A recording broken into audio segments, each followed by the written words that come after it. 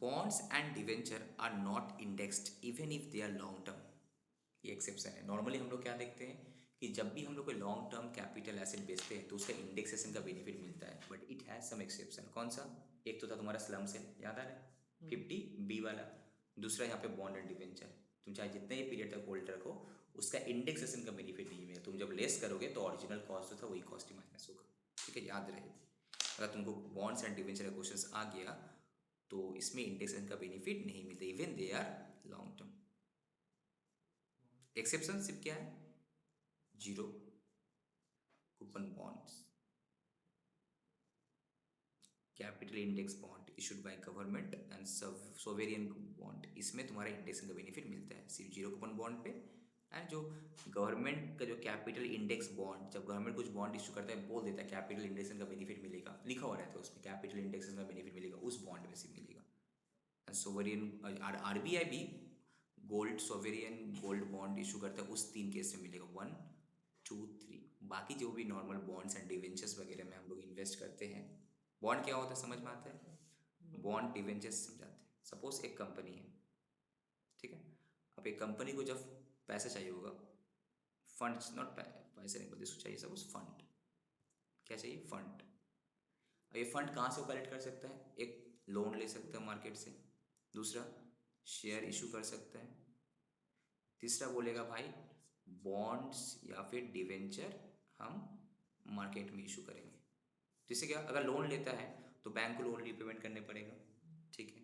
अगर shares issue करते हैं तो मेरा शेयर होल्डर बढ़ेगा, उस शेयर होल्डर को क्या मिलेगा? डिविडेंड मिलेगा, या फिर मेरा कंपनी का शेयर्स का वैल्यू जितना बढ़ेगा तो उसको फायदा है उसके लिए। अब अगर एक कंपनी बॉन्ड डिवेंचर दिया तो अब सपोज यू आर इन्वेस्टर, तुम कौन है? तुम इन्वेस्टर हो। तुम इस कंपनी का बॉन्ड में तुम या फिर डिवेंचर में इन्वेस्ट किया, ठीक है। तो बॉन्ड क्या होता है? बॉन्ड मतलब इस कंपनी का पॉइंट ऑफ व्यू से क्या है? एक लाइबिलिटी है। मतलब हम बॉन्ड या डिवेंचर इशू किया, मतलब सामने वाला मेरे लिए लेंडर हो गया, हाँ कि वो हमको लोन दिया, तो तुम जो इन्वेस्टर है तुम्हारे लिए एसेट है, तुम्हारा लिए एसेट है, और उसके लिए लाइबिलिटी। तुम्हारे लिए कैपिटल एसेट है, कंपनी के लिए क्या है? लाइबिलिटी है। इस कंपनी में जो भी इन्वेस्ट करेगा बॉन्ड्स एंड डिवेंचर में, उसके लिए एसेट है, इसके लिए लाइबिलिटी है। तो मेरा पॉइंट ऑफ व्यू से आपको सोचना है तो इसके क्यों इसका लाइबिलिटी? बिकॉज बॉन्ड्स लिया तो क्या है? बॉन्ड जब एक परसेंटेज लिखा रहता है इंटरेस्ट, ये बॉन्ड को बोलते हैं हम लोग बॉन्ड एंड डिवेंचर को फिक्स्ड इंटरेस्ट बियरिंग सिक्योरिटीज। जैसे शेयर मार्केट में क्या होता है? अप्स एंड डाउन होते रहता है, तुम वहाँ से प्रॉफिट गेन हो भी सकता है, नहीं भी हो सकता है, तुम्हारा मार्केट वैल्यू डाउन भी हो सकता है। कंपनी प्रॉफिट करेगा तो तुमको डिविडेंड देगा, नहीं करेगा तो नहीं देगा, correct. But bonds and debenture में क्या है? What are the difference between shares and debentures? Debenture में तुम प्रॉफिट कर या ना कर, तुम सामने वाले से लोन करते हैं। Debenture is like a loan, loan लिया है तो इंटरेस्ट को देना ही पड़ेगा, फिक्स्ड है 9% 10% जो भी बॉन्ड रहता है, तो फिक्स्ड इनकम बियरिंग इसके इसको फिक्स्ड इनकम होते रहेगा। जो भी बॉन्ड या फिर जो भी डिवेंचर के ऊपर जो फेस वैल्यू था उसके ऊपर जो सर्टेन परसेंट, सपोज 10%, तो इसको हर साल मिलते रहेगा और इसको देना ही पड़ेगा इसको। इसीलिए बहुत कोई क्या करता है, शेयर मार्केट में इन्वेस्ट नहीं करके, जिसके पास जो लोग रिस्क नहीं लेना चाहता है, they want to invest in bond debentures, fixed income bearing securities है, अच्छा खासा मिल जाता है, 7-8% का, 6% तक का रहते हैं, ठीक है। तो अब क्या, हम बॉन्ड्स डिवेंचर में इन्वेस्ट किए थे तो आई एम द इन्वेस्टर। अब हम इस बॉन्ड डिवेंचर को जब बेचेंगे तो क्या कैपिटल एसेट बेच रहे, तो बता रहा है तेरे लिए कैपिटल टैक्स लगेगा, यस लगेगा। कैसे लगेगा? बट इंडेक्सेस का बेनिफिट नहीं मिलेगा, करेक्ट। बट बेनिफिट मिलेगा अगर तुम जीरो कूपन बॉन्ड या फिर capital index bond, zero coupon bond, capital index bond या फिर सोवेरियन बॉन्ड वगैरह में इन्वेस्ट किया होगा, तो जहाँ पे लिखा मेंशन किया होगा इसमें इसमें बेनिफिट मिलेगा, दैट केस, ठीक है। अदरवाइज नॉर्मली में नॉर्मल बॉन्ड डिवेंचर, सपोज एक XYZ private limited company bond debenture issue किया, तुम उस कंपनी के इसमें इन्वेस्ट किया तो तुमको इंडेक्स का बेनिफिट नहीं मिलेगा। अगर ये गवर्नमेंट वाला था या फिर RBI वाला इंडेक्स में बॉन्ड रहेगा तो मिलता तुमको, ठीक है। अंडरस्टैंड? ऑनलाइन बोलो बोलो कंपनी तो बोलो। कंपनी तो फिर अगर चाहे तो फिर तो बैंक को भी इंटरेस्ट देना ही पड़ेगा उसको, डिवेंचर तो वाले को बहुत भी इसीलिए देना तो कंपनी बोल डिवेंचर से लेता है, जो सस्ता मिलता है उसके लिए वो लेता है। पड़ेगा। जो देखेगा लोन सस्ता है तो लोन में जाएगा, बॉन्ड डिवेंचर सस्ता है तो बॉन्ड डिवेंचर में जाएगा। अच्छा, और कोई डिफरेंस है शेयर्स इसमें? बढ़ाने से फायदा क्या होता है? शेयर्स जितना बढ़ेगा, मेरा कंपनी का जितना ज़्यादा नंबर ऑफ शेयर्स होगा, मेरा मार्केट प्राइस उतना ज़्यादा कम रहेगा। नंबर ऑफ शेयर जितना कम रहेगा मार्केट प्राइस ज़्यादा रहेगा ना, because valuation market value divided by number of shares. Earning per share क्या होता है? Earnings divided by number of shares.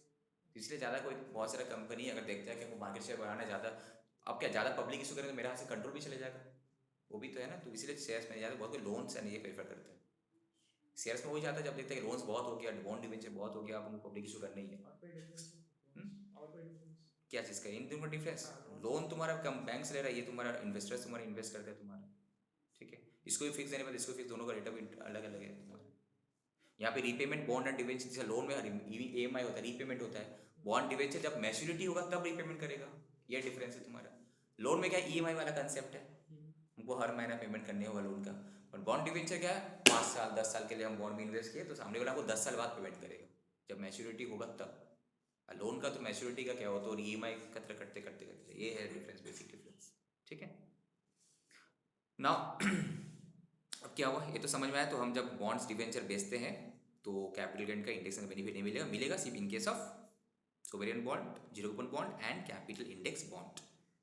अब क्या लिखा, conversion of debenture into shares. अब डिवेंचर था, ये क्या है, सपोज एक कंपनी का डिवेंचर में तुम इन्वेस्ट किया था।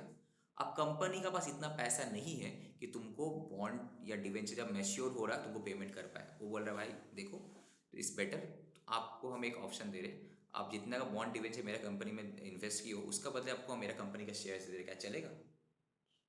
ठीक है। तो यहाँ पे क्या होता है, डिवेंचर को हम कन्वर्ट कर दे रहे किसमें, शेयर्स में, दूसरे कंपनी का शेयर्स में। या फिर शेयर्स को ऐसे भी सोचता है, डिवेंचर में भी कन्वर्ट कर सकते हैं, कुछ भी। डिवेंचर को शेयर्स में, शेयर को डिवेंचर में, तो ये बोलते हैं exempted transfer. Capital gain taxable है व्हेन, बाद में जब इसको हम बेचेंगे तब। ना जस्ट मेरा क्या हुआ, मेरा कितने पैसे थोड़ी आया, मेरा एक कैपिटल एसेट से दूसरा कैपिटल एसेट में जस्ट कन्वर्सन हुआ। तो ऑब्वियसली लॉजिकल भी इनकम टैक्स डिपार्टमेंट यहाँ पे कैपिटल गेन का टैक्स मांगे तो हम कहाँ से देंगे, जब तक हमको पैसा नहीं मिलता बाहर बेच के, ठीक है। अगर हम निकल जाते हैं बाहर बेच के, या बॉन्ड का जब मैच्योरिटी हो जाए, अगर ज़्यादा पैसे मिला, सपोज हम इन्वेस्ट किए थे 1 लाख रुपये बॉन्ड में, जब मैच्योरिटी हुआ मिला 1,50,000, तो 50,000 का कैपिटल गेन हुआ, उसमें हम टैक्स देंगे, फाइन। बट यहाँ पे तो मेरा मैच्योरिटी हुआ ही नहीं, उसका मैच्योरिटी हुआ भी तो हमको एक का बदले दूसरा कुछ मिला, तो वहाँ पे तुम्हारा एक्सेम्प्टेड ट्रांसफर बोल रहा है। तो capital gain is taxable when shares या डिवेंचर एक्चुअली सोल्ड, जो हम बोले एक्चुअली में जब हम बेच के निकलेंगे, सपोज थर्ड पार्टी को बेच दिया, या फिर अगर हम अगर लिस्टेड कंपनी का है तो वो भी टाइम में हम बेच के निकल सकते हैं, उस केस में तुम्हारा शॉर्ट टर्म या लॉन्ग टर्म जो भी है तुम्हारा कैपिटल गेन टैक्स लगेगा। ये it will be the long term या शॉर्ट टर्म, बट इंडेक्सेस का बेनिफिट नहीं मिलेगा। लॉन्ग टर्म के लिए अलग कैपिटल गेन टैक्स रेट है, शॉर्ट टर्म के लिए लॉन्ग टर्म में कम रहता है, शॉर्ट टर्म में ज़्यादा रहता है, ठीक है। And the period of holding वगैरह जो है ऑफ न्यू शेयर्स जो sold should be taken from, क्या पुराना वाला, from the date of purchase of the bond debenture, मैंने पहले जो हम परचेस किए थे तब से काउंट होगा पीरियड ऑफ होल्डिंग, ठीक है। समझ में आया? तो नॉर्मली कन्वर्सन से अगर क्वेश्चन आया कि जस्ट डिवेंचर को शेयर्स में कन्वर्ट किया उल्टा, तो वो तुम्हारा लिए एग्जेम्प्टेड ट्रांसफर है अभी के लिए फिलहाल। बट लगेगा कब, जब हम एक्चुअली में इसको हम बेच देंगे, जब ये इन्वेस्टर एक्चुअली में बॉन्ड डिवेंचर मार्केट में बेच देगा, ठीक है, या फिर एक्चुअली में हम इस शेयर्स बेच के निकल के तब जाके टैक्सेबल्स होगा। तो in that case period of holding पहले का टाइम से काउंट होगा। पर याद रहे यहाँ पे जैसे हम बोलेगा इंडेक्सेस का बेनिफिट मिलेगा, बट डज नॉट मीन कि long term short term capital gain नहीं होगा। लॉन्ग टर्म एसेट है तो लॉन्ग टर्म होगा, शॉर्ट टर्म है तो short term. Normally bond and debenture के लिए क्या था, लिस्टेड अगर होता तो कितना होता, लिस्टेड सिक्योरिटीज 12 मंथ्स, बाकी 36 मंथ्स, ठीक है। एनीवे समझ में आया? प्रेफरेंस शेयर्स, अरे सब का तो फिर हम कोई रिवीजन कराएंगे, कर सकता हूँ। अनलिस्टेड वाला 24 होता है, लिस्टेड का अनलिस्टेड वाला तुम्हारा, अनलिस्टेड शेयर्स वाला 24 होता है। देखो यहाँ पे कन्फ्यूजन है, ये रहा तुम्हारा, ये क्या था, लिस्टेड सिक्योरिटीज 12 मंथ्स, इसका कम होगा तो short term, listed securities, listed shares और लिस्टेड सिक्योरिटीज दोनों 12 मंथ्स, ठीक है। बट जब अनलिस्टेड में आएंगे तब ओनली अनलिस्टेड शेयर्स का बात कर, नॉट बॉन्ड डिवेंचर, उसके लिए कहाँ है, 36 मंथ्स में आएगा, ओके, याद रहे। कहाँ थे, कितना पेज में थे, 2504, ये था, ओके। Now preference shares. अब प्रेफरेंस शेयर होता क्या है बोलो तो, देखो शेयर्स दो टाइप का होता है, ठीक है। शेयर्स जो है दो टाइप का, एक होता है इक्विटी शेयर्स, एक होता है तुम्हारा preference shares.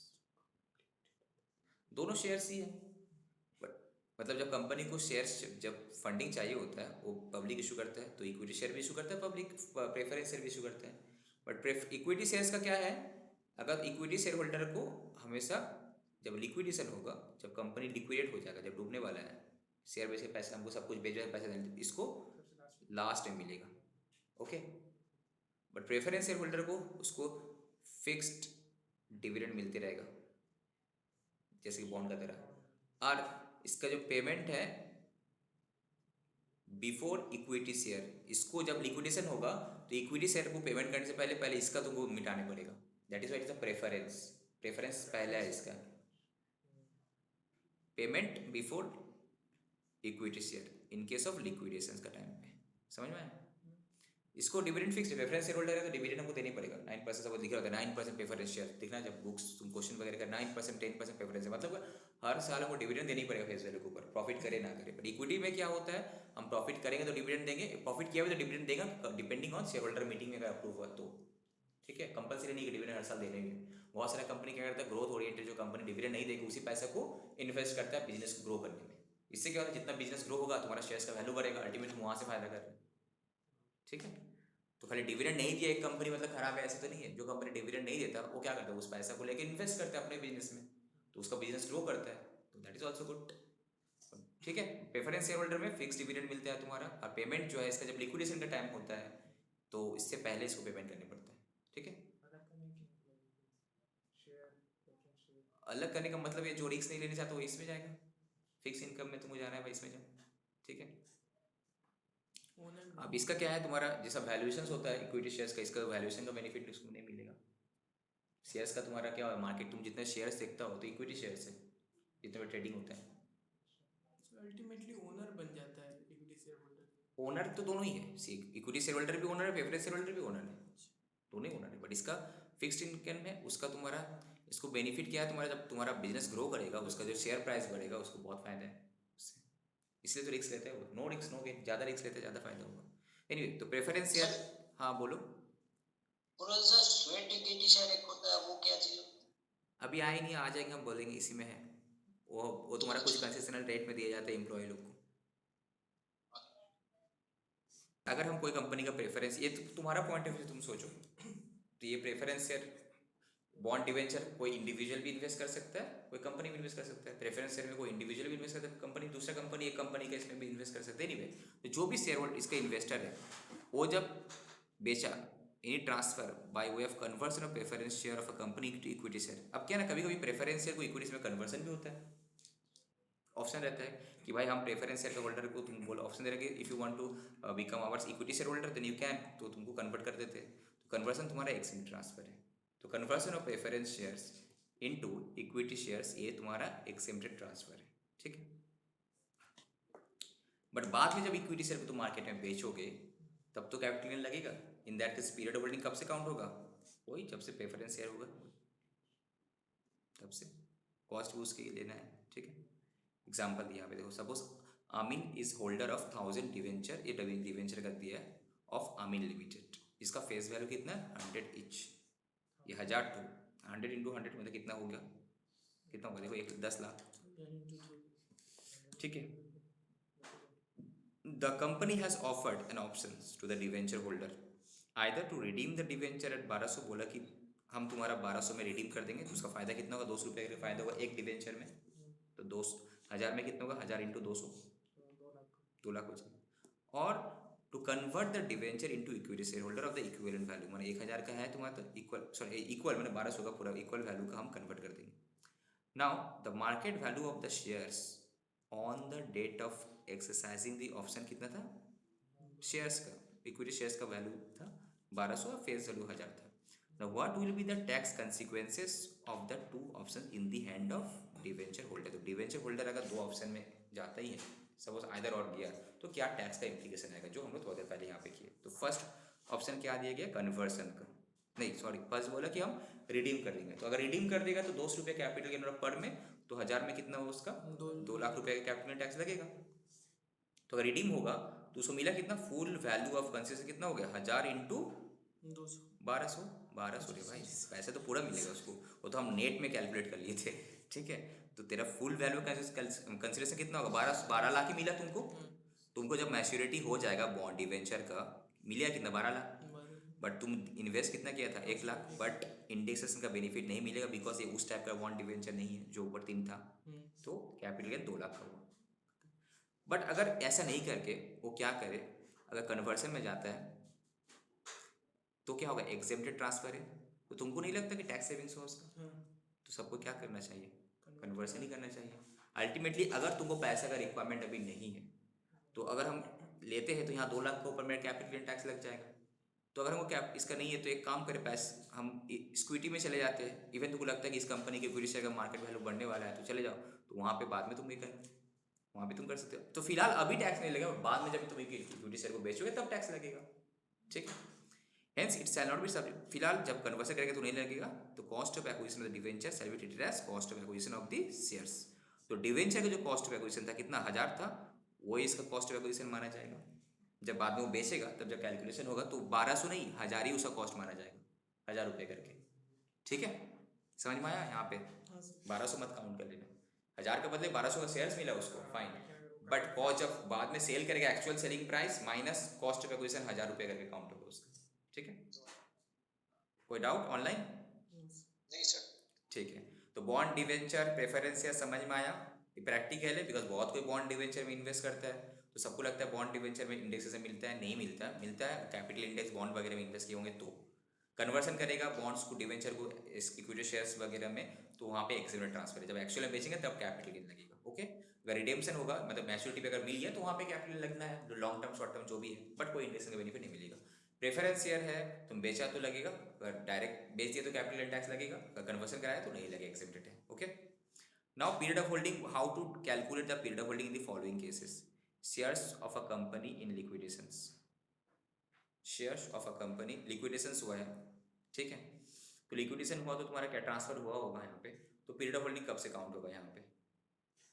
Bonus share, right shares, ये तो यहाँ पे नेक्स्ट पेज में, यहाँ पे क्यों है नेक्स्ट पेज में, पहले आप कुछ ये मिस किया क्या, एक पेज देखो तो, बोनस शेयर तो यहाँ पे नेक्स्ट पेज में, पेज नंबर ठीक है,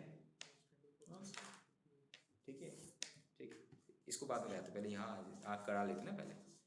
ये कौन सा पॉइंट दिया फिर, 3 1 2 3, ये 4th agricultural land, treatment of agricultural land. Agricultural land से तुम्हारा क्या था बोलो, कैपिटल एसेट था कि नहीं था, अगर रूरल है तो तुम्हारा क्या होगा, एग्जेम्प्टेड था, नॉट टैक्सेबल, और अगर अर्बन में था तो तुम्हारा कैपिटल लगेगा। अब यही बोल रहे हैं यहाँ पे, अगर रूरल एरिया में है तो मेरा कैपिटल एसेट नहीं है, not a capital asset, not a capital asset, CA,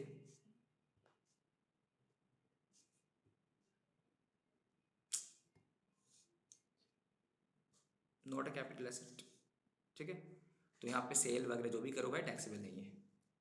अब अर्बन एरिया वाला है तो सेल करेगा तो कैपिटल एसेट होगा, आई मीन कैपिटल गेन होगा, बट इससे बच एग्जेम्पशन नहीं मिला, कौन सा सेक्शन 54B याद आ रहा, एक एग्रीकल्चरल लैंड बेच के अगर दूसरा एग्रीकल्चरल लैंड वगैरह लेते तो, ठीक है।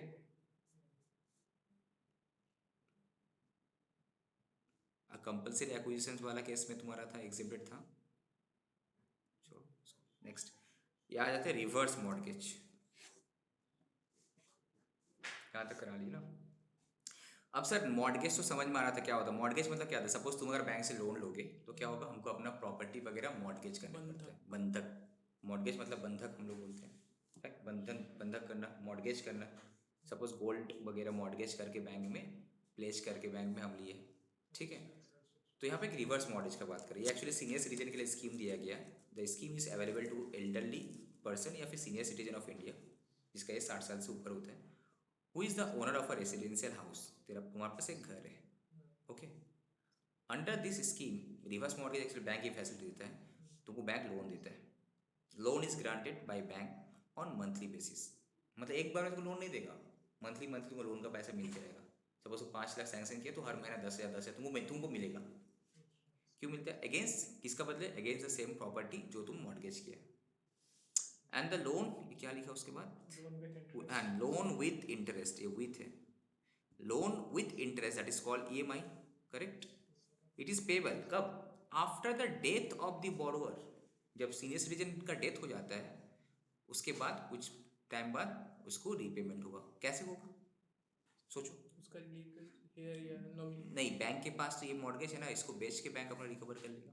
अच्छा मतलब क्या होता है, जो सीनियर सिटीजन होता है जिसका कोई नहीं रहता है, अगर वो चाहता है कि नहीं हम डिपेंड नहीं करना चाहते अपना चिल्ड्रन के ऊपर, या फिर कोई हम उसको देखता नहीं किसी किसी का सपोज चाइल्ड वगैरह है नहीं, तो उसके लिए बोला है कि यार एक काम करो, रिवर्स मॉर्गेज स्कीम में हम अपना घर को बंधक, बिकॉज हम अगर खुद अकेले हैं हस्बैंड वाइफ, मेरा मेरा मरने का और मेरा प्रॉपर्टी होगा क्या, तो हम क्या क्या रिवर्स मॉर्गेज ऑप्शन में जाके बैंक में बंधक दे दिए, तो बैंक से लोन लिए, जब तक आप जिंदा है बैंक को पैसा देते गया, ऑब्वियसली बैंक को उससे ज़्यादा लोन नहीं देगा जितना तुम्हारा इस प्रॉपर्टी का वैल्यू है, उससे ज़्यादा लोन नहीं देगा। अब जब तुम्हारा डेथ हो गया उसके बाद बैंक कोई मॉर्गेज प्रॉपर्टी को करे तो रिवर्स मॉर्गेज, ठीक है, this is the concept of reverse mortgage. उसका भी तो टाइम लिमिट टाइम लिमिट जब तक ऑब्वियसली टाइम लिमिट तो रहता है, जब तक जिंदा है नहीं एक टाइम लिमिट रहता है, डिपेंड तुम्हारा बुक, अगर बैंक सपोज तुम 60 साल के बाद तुम लेने से तुम 100 साल तक बचा, तो 60-40 साल तक तुम बैंक पैसे दे, उतना तुम्हारा बुक घर का वैल्यू भी तो होना चाहिए, ठीक है, जितना उस हिसाब से देख लेने पड़ता है। बनाओ मिस्टर एक्स, बोलो बोलो।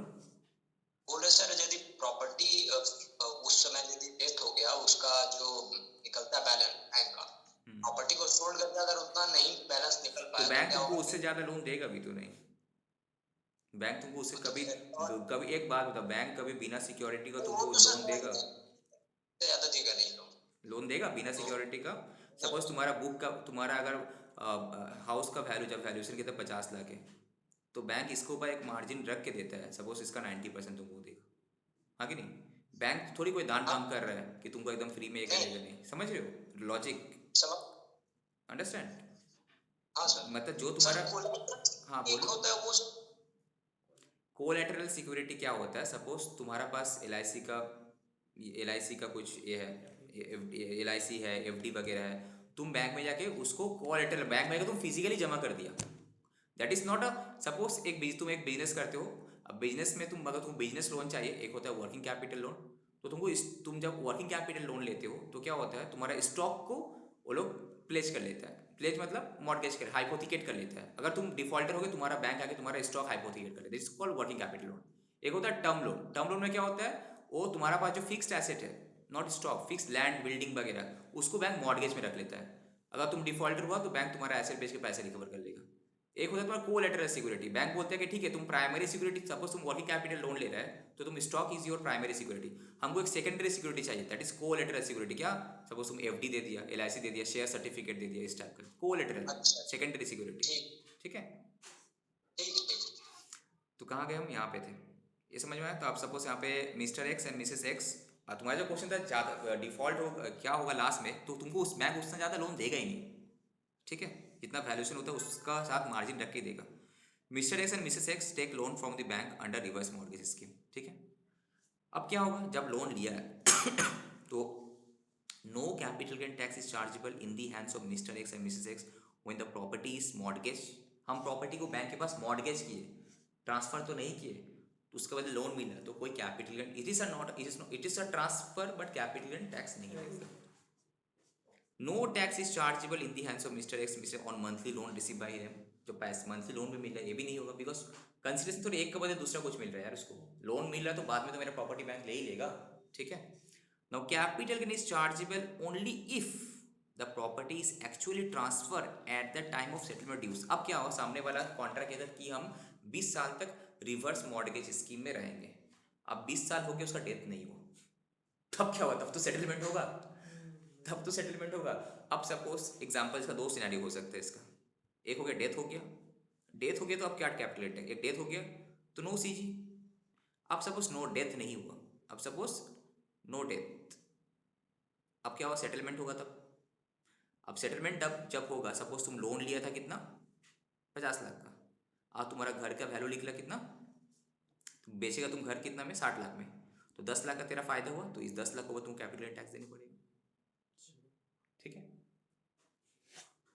अब तुम लोन लिया था 50 लाख का, अब तुम बेचा कितने में, 60 इसमें, तो तुम्हारा इसको माइनस करो EMI के साथ जो इंटरेस्ट वगैरह, तो डिफरेंस तुम्हारा क्या, कैपिटल टैक्स लगेगा, understood.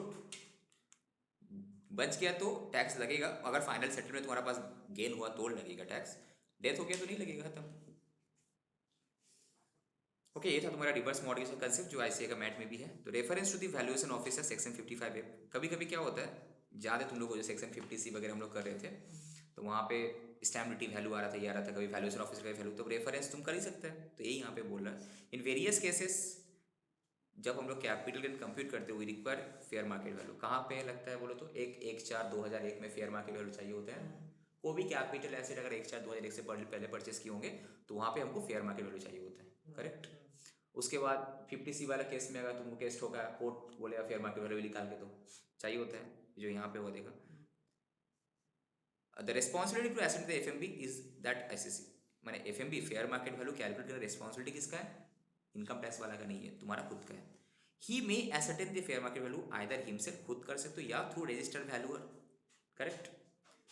The assessing officer shall verify the FMV, जो असेसिंग ऑफिसर मतलब इनकम टैक्स ऑफिसर जो होता है वो फेयर मार्केट वैल्यू को वेरीफाई करेगा। अगर उसको लगता है if he is of the opinion that it is incorrect, नहीं करेक्ट नहीं है, पैसा खिला के ज़्यादा ओवर वैल्यू करके दिखाया है, then he may refer the matter to the valuation officer of the income tax department, तब जाके इनकम टैक्स डिपार्टमेंट का जो वैल्यूएशन ऑफिसर होता है उसको रेफर करेगा as per the following manner. ये मैनर है, एक बार जस्ट पढ़ लेना, ठीक है, क्या पढ़ लेते हैं। बोला if the valuation is written by the registered valuer, ठीक है, तब क्या होगा, ये तो आधा आया ही नहीं यहाँ पे प्रिंट में यार, तब क्या होगा, reference shall be made to the valuation officer, तभी होगा if the fair market value FMV, क्या FMV of the asset as per the assessing officer का ओपिनियन में लगता है कि क्या है, वेरी करते मतलब इनकरेक्ट है, तब जाके वो रेफर करेगा।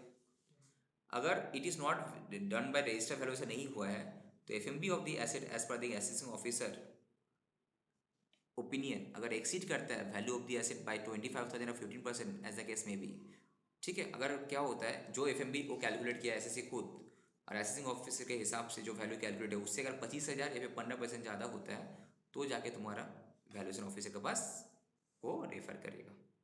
एग्जाम्पल दिया है यहाँ पे, देखो क्या है, Mr X has declared fair market value being full value of consideration as 1 lakh in case of conversion of capital asset in stock in trade. याद है वहाँ भी फेयर मार्केट वैल्यू चाहिए होता है, तुम अपने से डिसाइड किया अपने से या फिर वैल्यूअर को बुला के ना, बट इनकम टैक्स को लगता है भाई ये 1,12,000 होना चाहिए, बिकॉज कैपिटल कैसे होता है FMB minus cost of acquisition, right. अब क्या, देन एओ रेफर करेगा मैटर वैल्यूएशन ऑफिसर को अगर क्या, first the assessee has declared the value based on a certificate issued by registered valuer, case 2 the assessee has declared the value on its own. दो scenario आ सकता है, तो first scenario में answer क्या होगा, अगर एसएससी कोई रजिस्टर्ड वैल्यूअर से करवाया होगा तो मतलब वैल्यूअर से सही करना चाहिए, तो वो चेक करेगा भाई मेरा जो लिमिट क्या है, जो लिमिट मेरा इस वो लिमिट क्या है कि वैल्यूअर के हिसाब से क्या है 1 लाख है, इसके हिसाब से क्या 1,12,000 है, तो जो डिफरेंस 25,000 से कम है या फिर 15% से कम है तो तुम्हारा ठीक है, रेफर नहीं करेगा। बट अगर वो केस 2 है, केस 2 मतलब एसएससी खुद डिक्लेयर किया है, then he can not refer since that, यहाँ पे रेफर कर सकता था बट यहाँ पे डिफरेंस तुम्हारा क्या है, सॉरी उल्टा बोले हम, ये वाला तुम्हारा वैल्यूअर वाला था, ये वाला ओन वाला था, ये वाला ओन मैंने एसएससी खुद किया था, ये वाला एसएससी खुद किया था और ये वाला रजिस्टर वैल्यूअर किया था। अगर रजिस्टर वैल्यूअर को किया था तो क्या कर सकता, अगर उस दोनों का वैल्यू में डिफरेंस अगर आया, सपोज 1 लाख रजिस्टर वैल्यूअर है, हम बोले 1,12,000, तो हम रेफर कर सकते हैं। बट अगर एसएससी खुद किया था तो बोला 25,000 का डिफरेंस तक चलेगा या फिर 15% ऑफ 1 लाख, दैट इज कितना 15,000, कुछ इज जो दोनों में से कुछ भी, ठीक है, एक्सीड जो भी हायर होगा ऑब्वियसली हायर वाला देखेंगे, तो इसका मतलब इस केस में कर पाएगा, इस केस में नहीं कर पाएगा बिकॉज 12,000 का डिफरेंस है, ठीक है, अंडरस्टैंड। अब ये क्या है, एक सेक्शन 55A, ये तो जस्ट वही वाला केस है यहाँ पे, जो इसको जस्ट प्रोविजन बताया है।